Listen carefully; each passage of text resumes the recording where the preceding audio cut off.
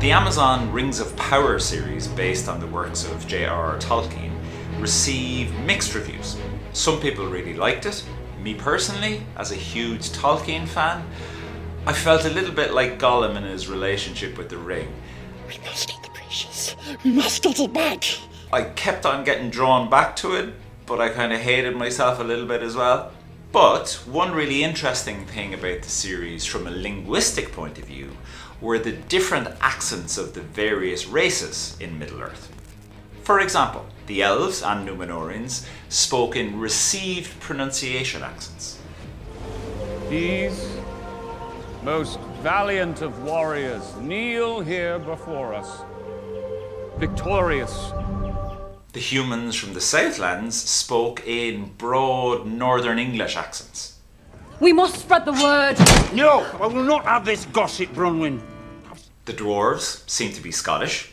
How do you expect me to move mountains, father, if you fall to pieces when I dig a single hole?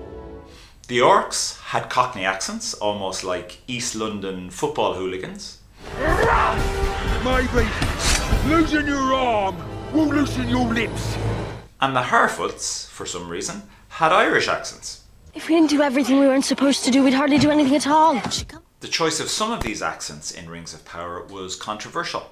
So, let's have a look at each accent in more detail and maybe why it was chosen for each specific race. Basically how a Shakespearean actor or James Bond might speak. Or both. Are you going to complain the whole way? Oh, go on then, eject me. See if I can. In this accent, the R sound is often not pronounced, so a word like hard is pronounced hard. Are you ready to get back to work? With pleasure, M. With pleasure. For they have proven beyond any doubt that our days of war are over. Where, for example, I would say last, in received pronunciation, it's a longer vowel sound. I'm sorry. That last hand nearly killed me. And now at last, they return to us in triumph. And it's not due, it's due, or stupid. I knew it was too early to promote you. Some feared a new evil might arise from his shadow. In this accent, the T's are generally clearly pronounced. Then if blood be the price of passage, I will pay it. But one way or another, I will depart. So why do the Elves speak like this? Linguists would say that this received pronunciation accent is often associated with high status, with power, sophistication, even higher intelligence. And this would certainly reflect where the Elves fit in Middle-earth. In this accent, the H or H at the beginning of a word is often cut. Why not? You must have heard about it. This is a power fashioned for our ancestors by his master's own hand. T's in the middle or at the end of words are often cut. No, without a doubt, that's what it's about, you know what I mean? It's like everyone's a bit square at the moment, aren't they? You know? I don't know. Plain enough to see that. The Y sound at the end of a word like city is often pronounced as an I sound. So something like city. When they came out of the ground, they needed somewhere to live in a hurry. Sorry.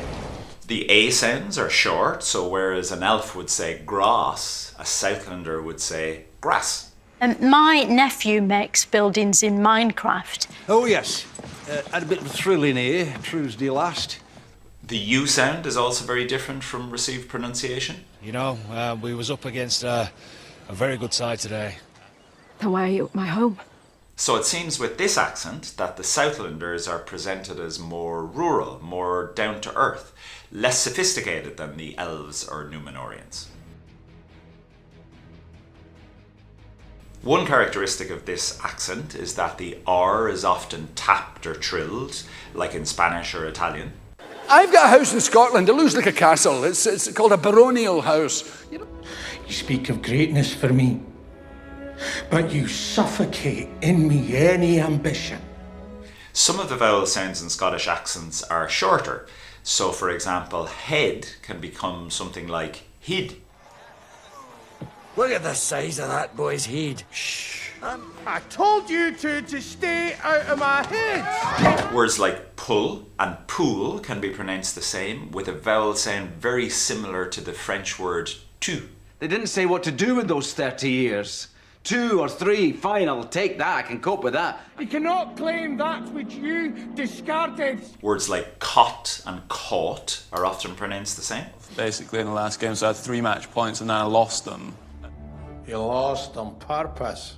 And in some Scottish accents, the jaw is very relaxed, which makes the vowel sounds very soft and open. Then I thought there was a good chance I may never win a Grand Slam. I played the Bond and in this one as well, with the reality. And when your mother woke, I told her she need cry no more. Some critics have seen the Dwarves having Scottish accents as lazy stereotyping. The Dwarves are grumpy and complaining and drink a lot, but they're basically good and decent. In the Cockney accent, the T sound is often cut. We have to stay up late at night to do that, you know that. Don't be afraid. The G sound at the end of ing words is often cut. Whoa, now we're getting personal. Now... Come on, we're wasting time. Another characteristic is TH fronting, where the TH can almost sound like an F sound. So theatre becomes theatre.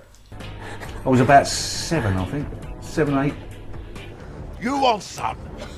Huh? Then keep your mouth shut. The vowel sound in a word like bat can be pronounced something like bit. Now let's have it right, Tom. Please. Ashes. Nothing but ashes.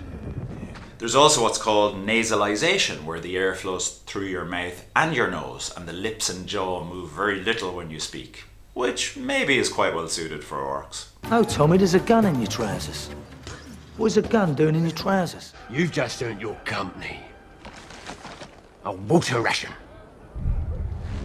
Linguists would say that the Cockney accent is often associated with lower status, lower classes. All right, ladies and gents, comical poem. The T's are cut and the G's are dropped in ing words. They think Gary Neville's an easy target, but I wasn't having it. It's all right, proud fellow. The missus will be waiting. The T can also sound something almost like a sh sound. Be able to cover the full scale of the increase, but they're wrong about your name. What if they're wrong about that too? TH at the beginning of words can be pronounced as a D sound. They'd be going, she was this and she was that, and I'd be standing next to them kind of. So that's not who we are. That's not who you are. The L sound in an Irish accent is quite distinctive. It tends to always be at the front of the mouth. You lads are always announcing a seizure of drugs worth a street value of $10 million or $20 million or $500 million. Stranger isn't a man, or an elf, or some baby eagle with a broken wing. He's something else. The I sound in a word like Isle is very specific. It sounds almost, but not quite, like oil. When tourists go to Ireland, they tend to just stick to Dublin. Sorry, good lady. I'm afraid I'm about to go a-wandering off-trail. So, why were the Harfoots accents in Rings of Power particularly controversial? Certainly in Ireland. It's not that the Irish accents were especially bad. Some of them were not great, but you could certainly find much worse Irish accents in lots of Hollywood films. Hoggins should apologise to the trees felled for the making of his bloated autobiography novel. I'm Joseph Donnelly, of the family Donnelly, that you pushed off our land. The hobbits in the Peter Jackson Lord of the Rings films don't have Irish accents. They speak in West County English accents. It's like in the great stories, Mr. Frodo. The ones that really mattered. The Harfoots are a more primitive form of hobbits. They live in the wild, they eat berries, they have dirt and leaves in their hair. The problem for some critics in having the Harfoots, these more primitive hobbits speaking in Irish accents, is that it reflects old negative stereotypes of Irish people from the 18th and 19th centuries in Britain and the USA. At this time, Irish people were often represented as uncivilized, uneducated, simple, even stupid, and this often reflected how Irish people were treated in these societies. The linguistic experts on Rings of Power argued that by using Irish accents they were trying to create a sense of community, warmth and friendship in the Harfoots. Nobody goes up here. Come on. Nobody wants to go. So what did you think of the Harfoots accents, or any of the other accents in Rings of Power? Let me know in the comments below. And in the meantime, we'll wait for season 2 and me, just like Gollum, being drawn back to the ring again and again. I know whether it's good or bad, for sure I'll watch it.